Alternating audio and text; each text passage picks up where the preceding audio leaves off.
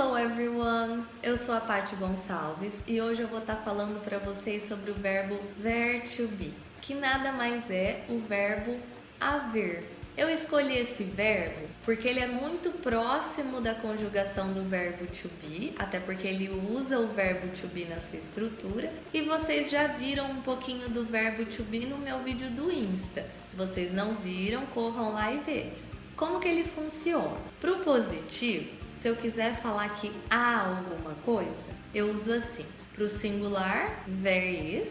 Então, se eu quero dizer que existe uma coisa, eu uso there is. Se eu quiser dizer que há várias coisas, eu uso there are. São só essas duas conjugações. There is para o singular e there are para o plural, ok? Se eu quiser negar, falar que não há alguma coisa, eu vou acrescentar o not depois do verbo to be. E eu vou acrescentar o not geralmente juntando com o verbo to be. Então, para o singular, vai ficar there isn't. Então, no exemplo, there isn't an apple. Para o plural, there aren't. There aren't two apples. Ok? Se eu quiser fazer pergunta, se eu quero saber se há uma maçã, como que eu faço essa pergunta? Eu troco o verbo e o there de lugar. Vamos tentar? Para o singular, is there an apple? Para o plural, are there two apples? Ok? Sabendo isso, a gente precisa tomar cuidado com a palavrinha que a gente usa logo depois do there is e do there are. Como que isso funciona? Se eu estiver falando no singular, there is, there isn't, ou is there, eu vou usar a. O a significa um ou uma. E eu também posso ter que usar o an, que também significa um ou uma, que foi inclusive o que eu usei aqui no caso.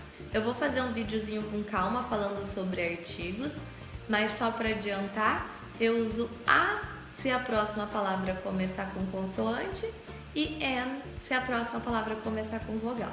Mas em termos de significado, as duas significam um ou uma no singular. Então, there is a dog, there is an apple. Tudo bem? Passando isso, eu tenho outra palavrinha que eu uso para o plural. No plural, na verdade, eu tenho várias palavrinhas. Como que funciona? Se tiver no positivo, eu vou usar some. Eu termino a palavra com a boca fechada. Então, some, que significa alguns. Então, quando eu falo there are some apples, eu quero dizer que há algumas maçãs. Se eu quiser dizer que não há algumas maçãs, se eu for usar o there are no plural e no negativo, eu vou precisar usar any logo após o there aren't. Vai ficar assim, there aren't any apples. Muito importante, mesmo eu estando falando no negativo, se eu estou usando o there are, logo depois eu tenho que usar apples no plural, ok? Além disso, eu tenho a pergunta no plural. Quando eu pergunto are there, o que eu uso depois? Any também. Então, are there any apples? Então, o que a gente aprendeu? Que eu tenho some para o positivo e any para negativo e pergunta. Se a gente for fazer uma tradução literal, eu tenho o any significando nada no negativo ou nenhum, e eu tenho o próprio any significando alguma coisa ou algum na pergunta. Vamos treinar mais uma vez?